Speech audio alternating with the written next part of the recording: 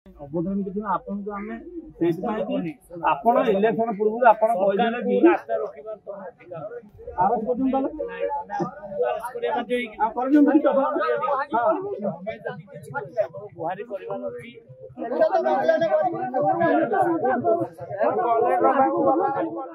मंत्री को घेरिले जनता गुहारी करी भोट नेल आउ एबे कहूछ जे गुहारी करिवार अछि तो कर रास्ता रोक आउ ए नहीं दंडनीय अपराध। दर्शक बंधु एठी कहब काहाकू शुणिब किए जो कृष्ण बाबू मंत्री नहेबा पूर्व मधुर विनय वचन कही मिछ प्रतिश्रुति दे भोट नेबा पई हाथ जोड़ुतले आज भोट देइथिबा जनता बारंबार विनती करिबा सह निज अंचल समस्या समाधान नहेबारु मंत्री श्री पात्रंक गाड़ी रोकी अनुरोध करिबा सह दंडनीय अपराध होई जाइथिबा जानिया को पाइछंती। धन्य तुमे नेता धन्य आमे जनता एवली भावी होउछंती लोक पूर्व सरकार दुर्नीति को अस्त्र करी सरकार को आसिल हेले जनता कहउछंती दुर्नीतिर गंताघर तुमे ही पाल्टी गल दिने जगबंधु क्रसर विरोध रे धारणा रे बसथिल हेले आज मंत्री हेबा परे सब भूलीगल। हाँ दर्शक बंधु आमे कहूछु ढेंकानाल जिला गदिया ब्लॉक अंतर्गत निहल प्रसाद अंचल नुआ कष्टिपाल जगबंधु क्रसर कथा जहाँपाई सेठाकर जनजीवन अस्तव्यस्त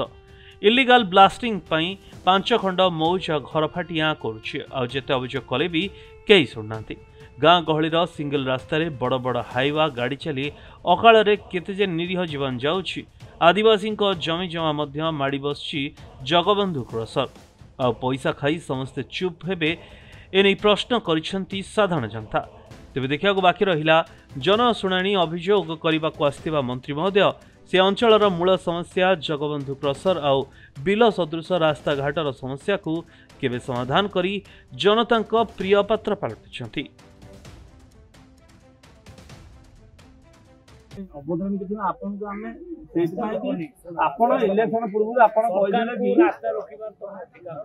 आरस कोन बाला आरस करे मध्ये आ करजम भी तो हां गुहारी परिवार अछि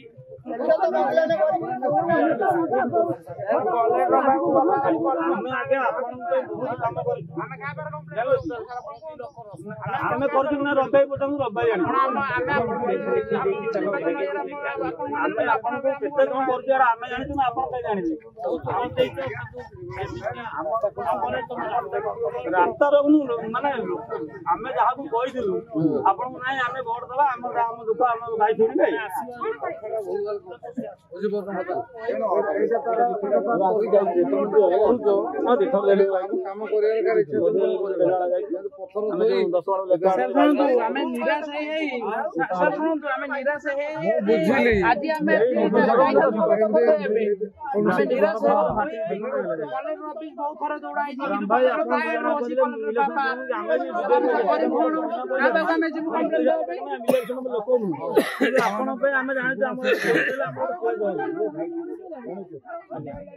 ढेंकानाल ईश्वर राउत रिपोर्ट प्रदीप टीवी।